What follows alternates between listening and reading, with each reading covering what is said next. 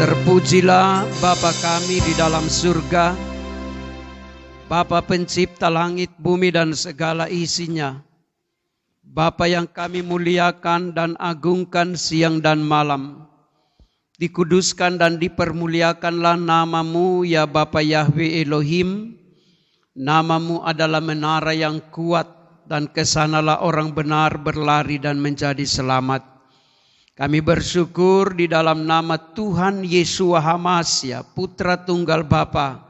Sebab hanya karena kasih-Mu Tuhan, kembali kami dikumpulkan oleh Tuhan dalam persekutuan ibadah.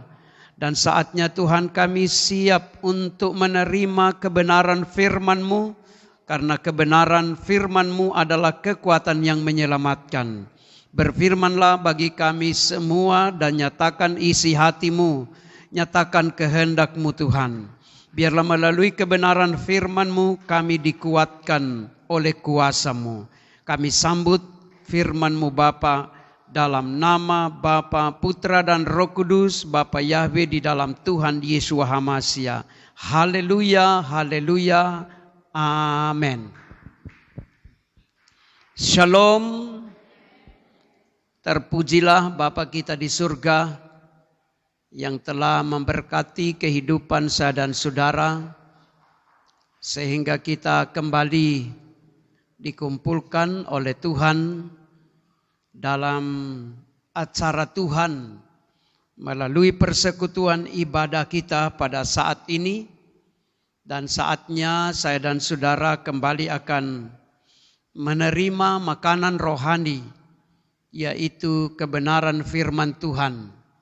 Saya dan saudara adalah bilangan orang-orang yang sangat beruntung karena Tuhan kembali memberikan waktu dan kesempatan untuk menerima makanan rohani, yaitu bacaan dan renungan firman Tuhan.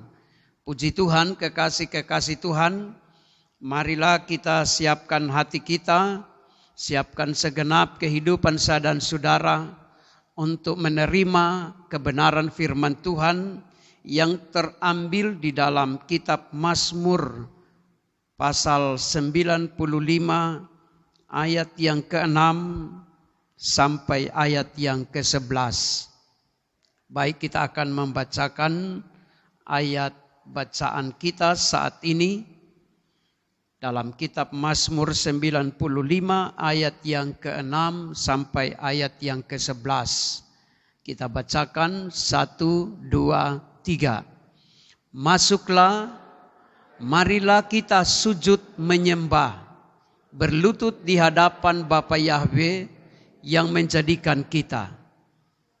Sebab Dialah Tuhan kita, dan kitalah umat gembalaannya, dan kawanan domba tuntunan tangannya.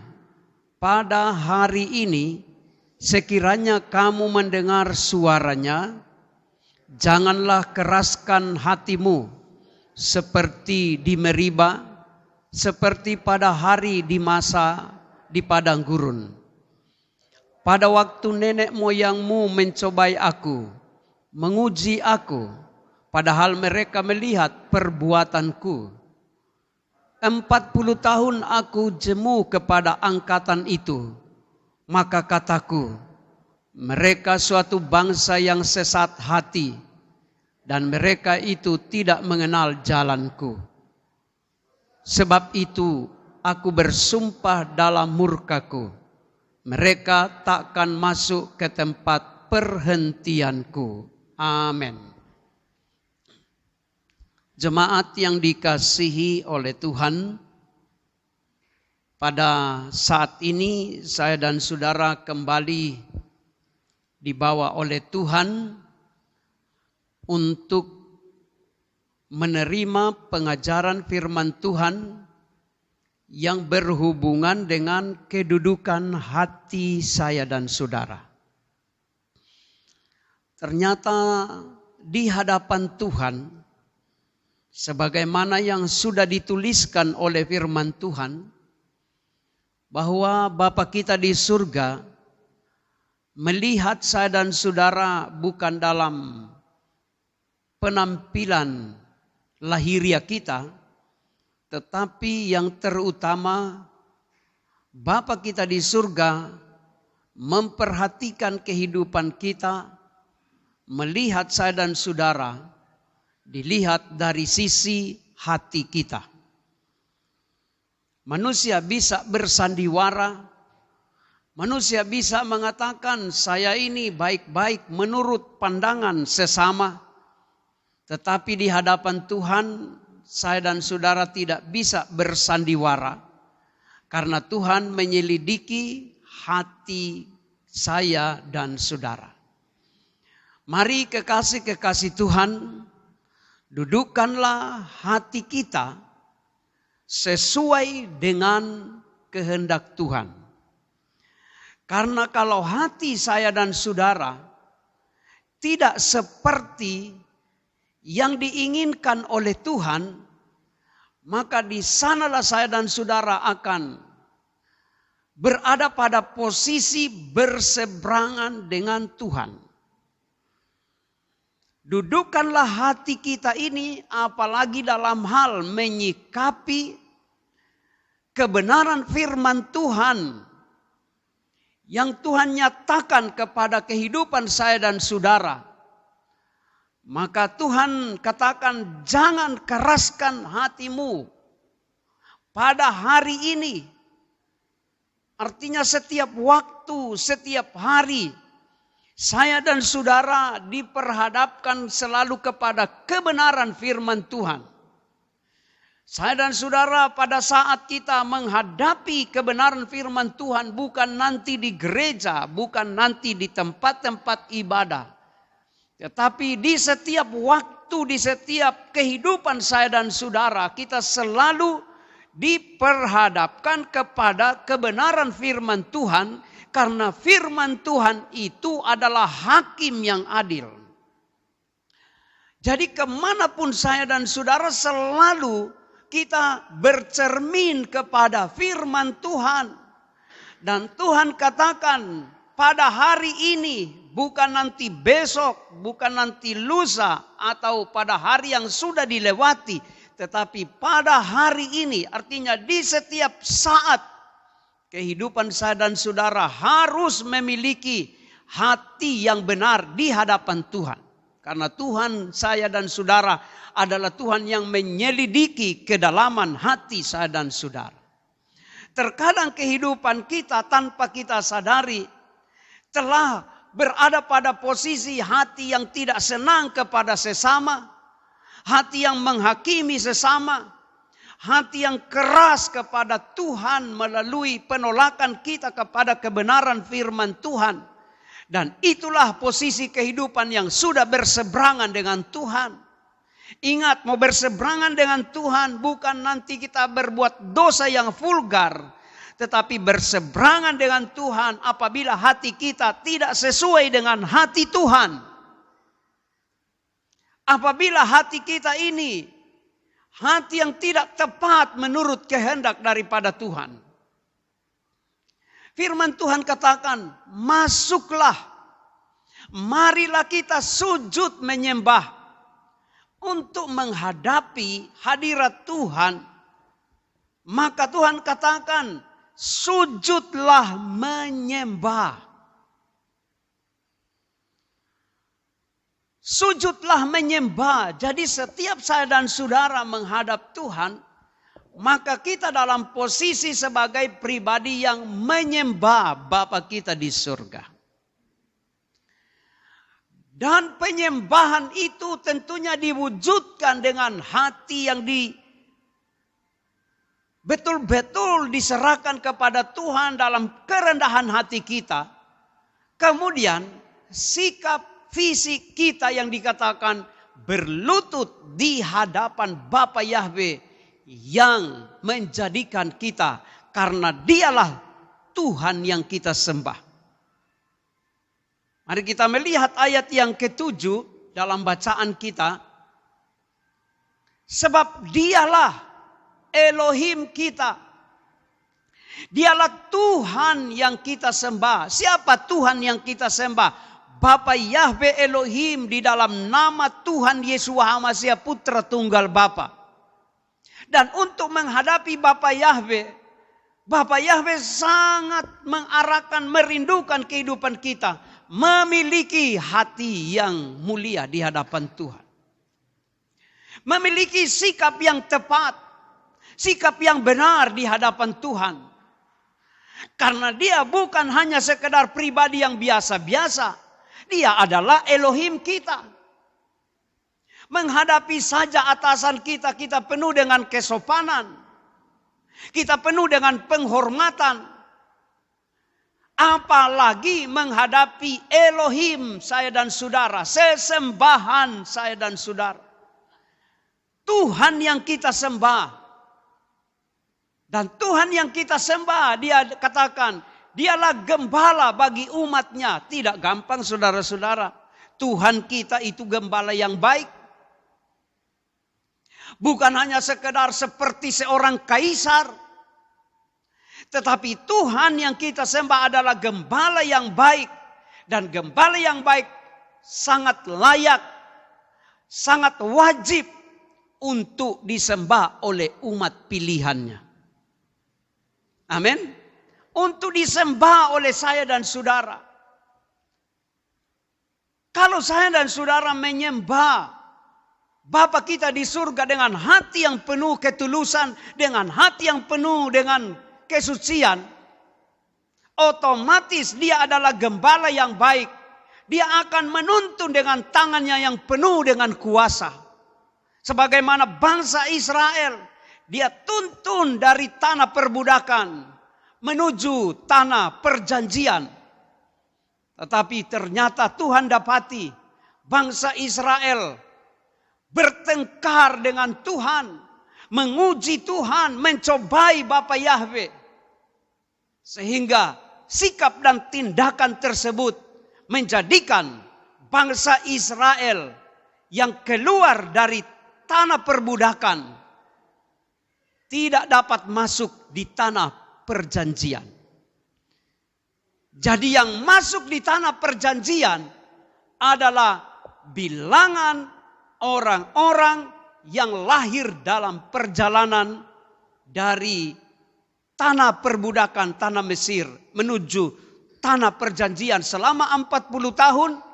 Dan di sanalah generasi yang lahir sejak mereka keluar dari tanah Israel, tanah Mesir. Mereka itulah yang masuk tanah perjanjian. Nah, kekasih-kekasih Tuhan, firman Tuhan katakan, pada hari ini sekiranya kamu mendengar suaranya. Pada hari ini artinya setiap waktu, setiap saat, setiap hari saya dan saudara pasti akan berhadapan dengan firman Tuhan. Pasti kita akan mendengar secara iman kebenaran firman Tuhan. Bukan cuma 1 minggu 1 kali saya dan saudara mendengar firman Tuhan. Tetapi setiap waktu, setiap saat, setiap hari saya dan saudara berhadapan dengan kebenaran firman Tuhan.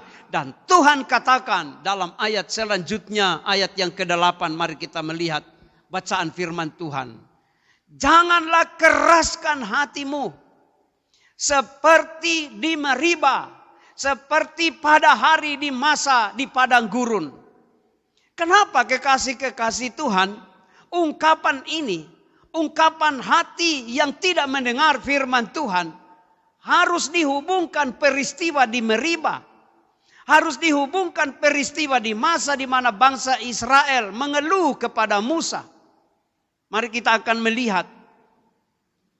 Ternyata keluhan bangsa Israel karena tidak ada air, itu adalah sikap yang melecehkan Tuhan dalam perjalanan kehidupan bangsa Israel dari tanah Mesir menuju tanah perjanjian.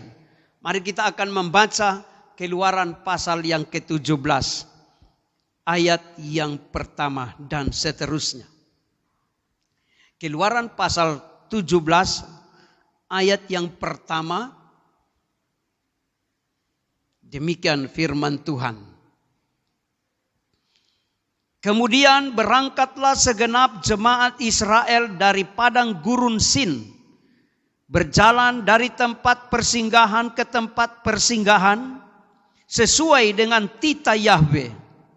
Lalu berkemalah mereka di Rafidin, tetapi di sana tidak ada air untuk minum bangsa itu.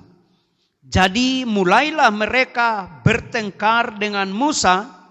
Kata mereka, berikanlah kepada kami supaya kami dapat minum. Tetapi Musa berkata kepada mereka, mengapakah kamu bertengkar dengan aku? Mengapakah kamu mencobai Bapa Yahweh? Hauslah bangsa itu akan air di sana. Bersungut-sungutlah bangsa itu kepada Musa dan berkata, mengapa pula engkau memimpin kami keluar dari Mesir untuk membunuh kami, anak-anak kami dan ternak kami dengan kehausan? Puji Tuhan, kekasih-kekasih Tuhan. Ayat bacaan kita di dalam kitab Mazmur tentang peringatan Tuhan akan hati yang keras seperti bangsa Israel di Meriba. Ternyata peristiwa yang terjadi di Meriba itu sangat mendukakan hati Tuhan. Padahal peristiwa di Meriba itu secara manusia itu alamiah karena mereka kehausan. Karena mereka tidak mendapatkan air minum. Lalu mereka komplain kepada Musa. Dan ternyata komplain bangsa Israel kepada Musa itu berdampak sangat luar biasa. Menjadikan orang Israel tidak bisa masuk di tanah perjanjian. Kekasih-kekasih Tuhan. Musa adalah pemimpin yang Tuhan tunjuk. Musa adalah pemimpin yang Tuhan pilih. Dan komplain kepada pemimpin yang Tuhan pilih itu sama dengan komplain kepada Tuhan. Bertengkar dengan Musa yang ditetapkan, yang dipilih oleh Tuhan, itu sama dengan bertengkar dengan Tuhan. Tuhan mengajarkan kepada saya dan saudara di dalam hal kehidupan berjemaat, di dalam kehidupan beriman. Hormatilah setiap pemimpin di dalam kehidupan iman, di dalam kehidupan berjemaat. Karena ternyata bangsa Israel bertengkar dengan Musa itu sudah berseberangan dengan Tuhan, dengan Bapa Yahweh. Dan Tuhan nilai itu sesuatu yang sangat fatal. Sampai Tuhan nyatakan dalam sumpahnya, Tuhan bersumpah kepada bangsa Israel. Tuhan katakan, kamu keras kepala. Kamu memiliki hati yang tidak benar. Untuk itu kamu tidak boleh masuk di dalam tanah perjanjian. Inilah kekasih-kekasih Tuhan, pelajaran yang sangat berharga bagi saya dan saudara. Kalau kita sementara berjalan menuju tanah perjanjian kekal, tanah perjanjian samawi, Tuhan ingatkan kepada kita, jangan sampai kehidupan saya dan saudara ada keadaan yaitu bertengkar dengan sesama, bertengkar apalagi bertengkar dengan pemimpin. Karena ini sangat berbahaya, kekasih-kekasih Tuhan. Kalau hidup dalam pertengkaran, itu artinya hidup tidak ada damai dan sejahtera.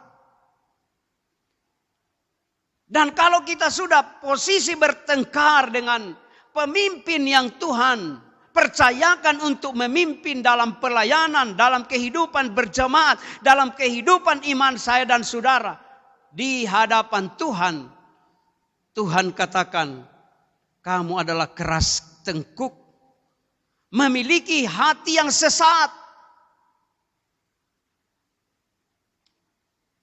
Padahal ini Musa kan pada posisi yang tidak ada salah.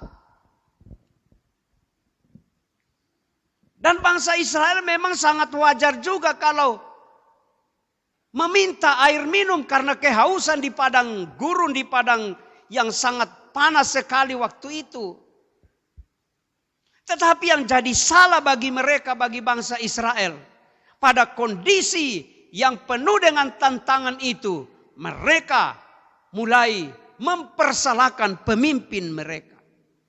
Mereka mempersalahkan Musa. Demikian juga kehidupan saya dan saudara. Dalam perjalanan iman saya dan saudara, pasti juga kita akan menghadapi berbagai tantangan. Pasti juga saya dan saudara akan menghadapi berbagai persoalan, pergumulan karena kita masih berjalan di atas bumi yang penuh dengan tantangan ini. Dan kalau kita menghadapi tantangan, jangan persalahkan sesama kita. Amin. Justru dibalik daripada pergumulan yang kita hadapi, kalau kita sikapi dengan hati yang mulia, kalau kita sikapi dengan hati yang tulus, kalau kita sikapi dengan hati yang benar, maka tantangan Tuhan rubah menjadi mujizat. Tantangan yang kita hadapi Tuhan akan rubah menjadi sesuatu yang luar biasa mulianya bagi kehidupan saya dan saudara. Jadi bagaimana saya dan saudara menyikapi akan tantangan yang kita hadapi? Janganlah kita keras hati seperti peristiwa yang ada di Meribah. Renungan firman Tuhan ini menggambarkan, ini mengajak kehidupan saya dan saudara. Bagaimana kita membangun hubungan kebersamaan antara pemimpin dan yang dipimpin dalam menghadapi tantangan kehidupan di dalam perjalanan iman. Ayat ini membawa saya dan saudara supaya kehidupan kita harus bersama-sama, senasib sepenanggungan dalam menghadapi tantangan. Kalaupun ada tantangan yang dihadapi secara bersama-sama, mari kita hadapi juga secara bersama-sama dengan kesatuan hati kita. Yang jadi salah di sini karena bangsa Israel bersama-sama Musa. Musa juga bukan berarti pemimpin yang tidak haus waktu itu. Sama-sama haus. Sama-sama membutuhkan air. Artinya tantangan itu tantangan secara kolektif. Secara bersama-sama. Dan cara menghadapinya juga harus bersama-sama. Amin. Cara menghadapi juga harus bersama-sama. Baik yang memimpin maupun yang dipimpin.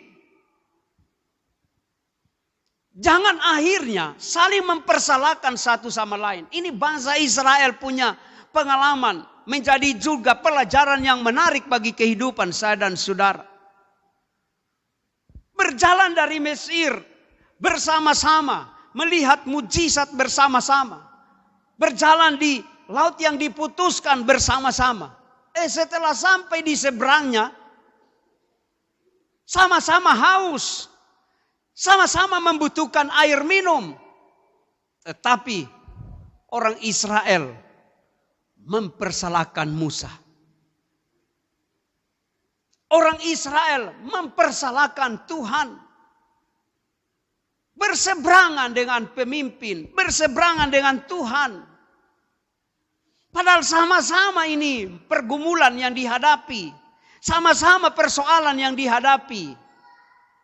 Kepada saya dan saudara, mari kalau kehidupan saya dan saudara menghadapi pergumulan secara bersama-sama. Di dalam kehidupan keluarga, di dalam kehidupan berjemaat, jangan saling mempersalahkan satu sama lain. Jangan menghakimi satu sama lain. Mari kita mengajak teman kita, membawa komunitas kita untuk saling mendoakan, saling menguatkan satu sama lain. Sebab kalau kita didapati oleh Tuhan, sudah mempersalahkan pemimpin, sudah mempersalahkan sesama kita, maka Tuhan pandang bahwa saya dan saudara adalah bilangan orang yang keras hati. Bilangan orang yang keras tengkuknya, layak untuk tidak menerima segala yang dijanjikan oleh Tuhan. Dan ini terjadi bagi bangsa Israel. Memang kalau berbicara masuk di tanah perjanjian, itu harus orang yang memiliki hati yang mulia. Orang yang memiliki hati yang tulus. Termasuk saya dan saudara, kalau sampai pada akhirnya kita mau masuk di tanah perjanjian kekal, ukuran yang sesungguhnya adalah hati kita. Amin. Bukan pelayanan kita, bukan saudara-saudara. Sebab akan ada orang yang Tuhan katakan, enyahlah engkau dari hadapanku, hai kamu pembuat kejahatan. Padahal orang tersebut mengatakan, bukankah aku ini sudah bernubuat demi namamu, mengusir setan demi namamu, menyembuhkan orang sakit. Tapi Tuhan katakan, enyahlah engkau dari hadapanku, hai kamu pembuat kejahatan. Siapa bilangan orang yang ditolak oleh Tuhan? Apakah ini orang kafir? Tidak, saudara-saudara.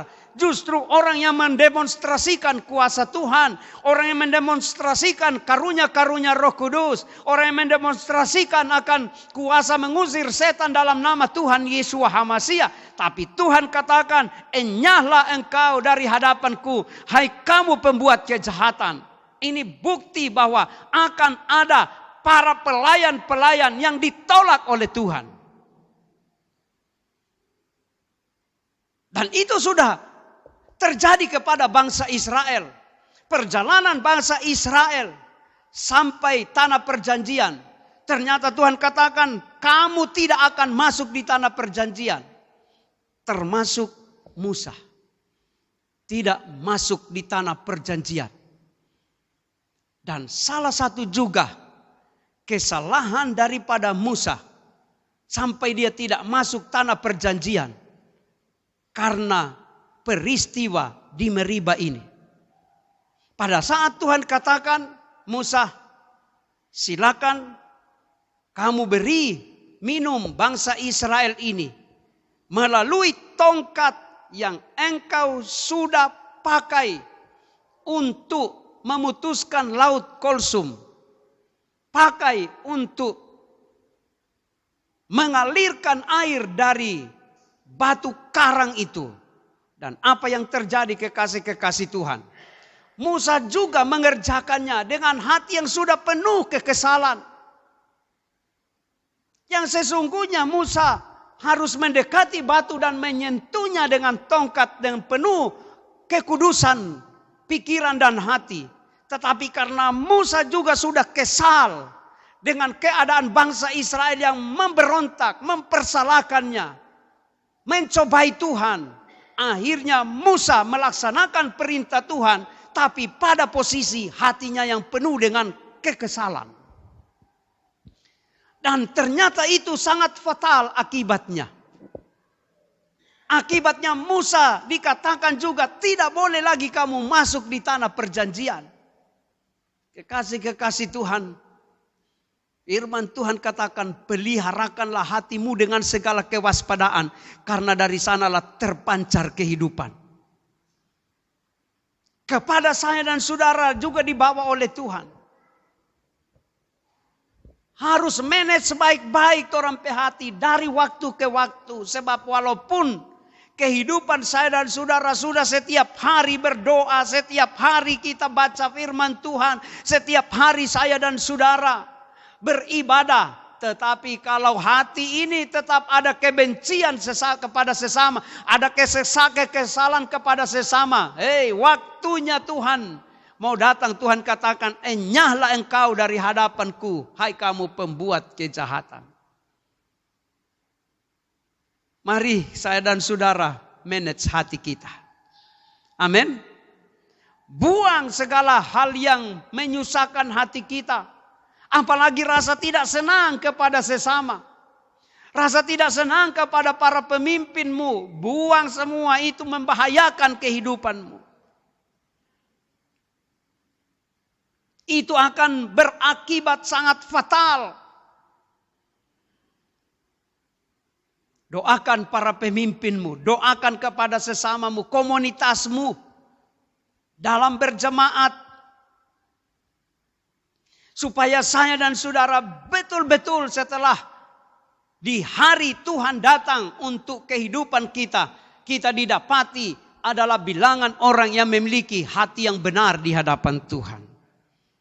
Amin. Memiliki hati yang benar di hadapan Tuhan. Mari kita lihat ayat yang selanjutnya. Ayat yang ke-9. Kita bacakan bersama-sama. Pada waktu nenek moyangmu mencobai aku, menguji aku, padahal mereka melihat perbuatanku. Ayat yang ke-10. 40 tahun aku jemu kepada angkatan itu. Maka kataku, mereka suatu bangsa yang sesat hati. Dan mereka itu tidak mengenal jalanku. Kekasih-kekasih Tuhan. 40 tahun Tuhan memimpin bangsa Israel. Ternyata Tuhan sangat kesal dengan orang Israel. Mari evaluasi diri kita masing-masing. Jangan sampai sudah 30 tahun kita ikut Tuhan. Bukan bikin senang hati Tuhan, tapi bikin susah hati Tuhan. Karena Tuhan dapati orang punya hatinya tidak betul di hadapan Tuhan. Orang punya hati tidak benar di hadapan Tuhan. Dan Tuhan katakan 40 tahun, 30 tahun, 20 tahun, 15 tahun. Engkau mendatangkan hati Tuhan yang sangat jemuh. Tidak senang melihat kehidupan kita. Oh, fatal sekali saudara-saudara. Harap-harap masuk surga. Harap-harap saya dan saudara setelah mati langsung di Firdaus. Ternyata Tuhan dapati, Tuhan katakan, kamu tidak layak. Mereka suatu bangsa yang sesat, dia punya hati. Mari kekasih-kekasih Tuhan, perbaiki hati kita. Amin. Kasihi sesamamu. Siapapun dia yang mengecewakan kehidupanmu. Siapapun dia yang pernah mendatangkan kekesalan di dalam hatimu. Mulai sekarang ampuni dia. Dan firman Tuhan katakan, hiduplah damai dengan semua orang. Amin. Hiduplah damai dengan semua orang. Walaupun orang tersebut membenci saya dan saudara. Tidak perlu kita membenci mereka. Karena itu kebencian itu adalah dosa. Jangan kita juga terbawa berdosa dengan kebencian mereka. Tidak perlu. Justru saya dan saudara membuktikan firman Tuhan katakan, kasihilah musuhmu. Saudara-saudara mau mengasihi musuh kita? Mau mengasihi orang yang membenci kita? Mau mengasihi orang yang mengecewakan saya dan saudara? Lakukan kekasih-kekasih Tuhan. Karena itu menyenangkan hati Tuhan. Yang lebih fatal lagi, anak-anak Tuhan tanpa disadari engkau antipati kepada sesamamu yang tidak pernah mempersalahkan engkau. Tanpa engkau sadari, engkau sudah antipati kepada sesamamu, kepada sesama anak Tuhan. Padahal kasihan dia tidak berbuat jelek kepadamu. Cuma karena perbedaan karunia-karunia Roh Kudus. Biasanya orang yang berkarunia, kalau ada yang baru datang sudah berkarunia, yang sudah lama merasa tersaingi. Kalau sudah ada hati yang begitu, jahat di hadapan Tuhan. Amin. Jahat di hadapan Tuhan.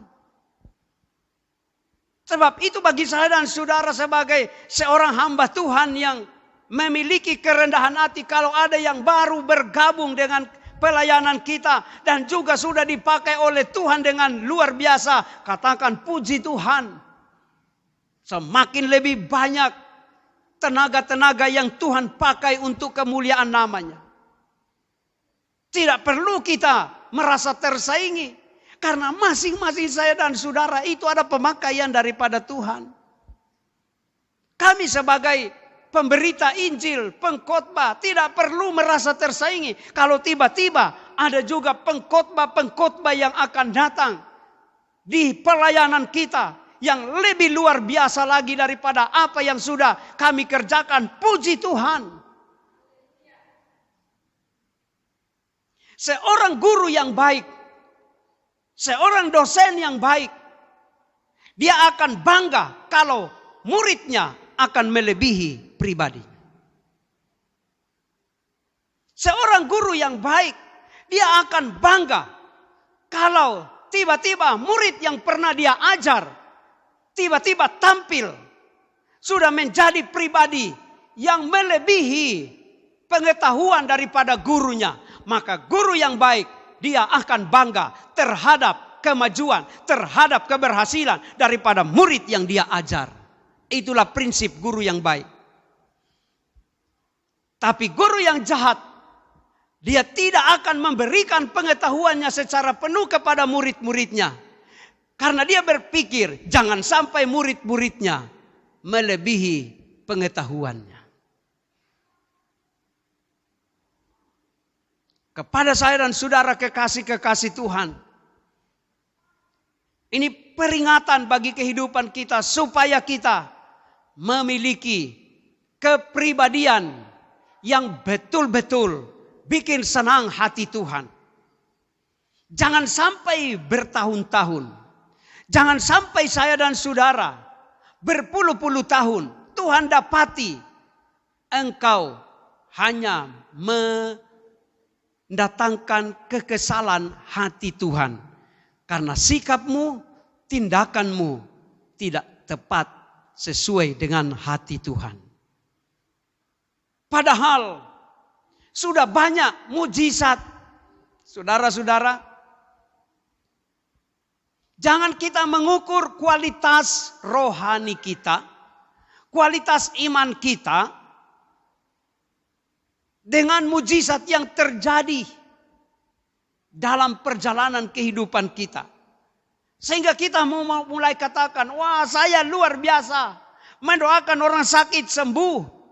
Mengusir setan cuma 1 kali sembuh. Mendoakan orang yang sudah mati bangkit. Itu bukan menggambarkan kualitas imanmu. Karena itu hanyalah karunia yang Tuhan berikan. Dan kalau Tuhan pakai kehidupanmu untuk hal itu dalam rangka keselamatan orang yang engkau layani. Tetapi itu bukan ukuran bahwa rohanimu sudah melebihi kepada sesamamu. Sehingga engkau mulai meremehkan sesamamu. Oh, orang itu tidak dapat melakukan mujizat, mendoakan orang kerasukan setan 3 hari 3 malamnya tidak keluar-keluar. Tidak, saudara-saudara. Yang menjadi ukuran kualitas iman saya dan saudara adalah penerapan buah roh di dalam kehidupan kita. Bukan karunia Roh Kudus itu yang menjadi ukuran kualitas iman saya dan saudara.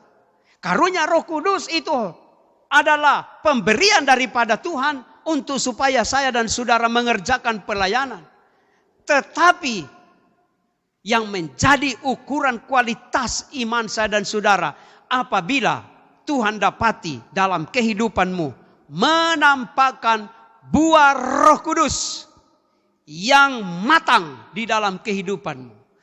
Kasih yang matang, kesabaran yang matang, kelemah lembutan yang matang. Dan seterusnya yang menggambarkan dalam kehidupanmu ada buah Roh Kudus. Sehingga suatu waktu Tuhan dekati engkau, maka Tuhan katakan engkau luar biasa karena engkau menampakkan buah-buah di dalam kehidupanmu.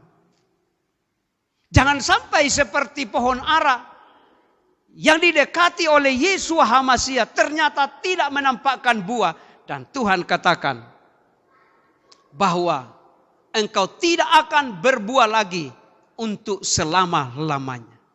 Mari kekasih-kekasih Tuhan, hasilkan buah yang sesuai dengan kebenaran firman Tuhan. Kita lihat ayat yang terakhir. Kita bacakan bersama-sama. 1, 2, 3. Sebab itu aku bersumpah dalam murkaku. Mereka takkan masuk ke tempat perhentianku. Saudara-saudara, akibatnya fatal. Bapa Yahweh bersumpah. Bukan bersumpah dalam kelimpahan keberkatan.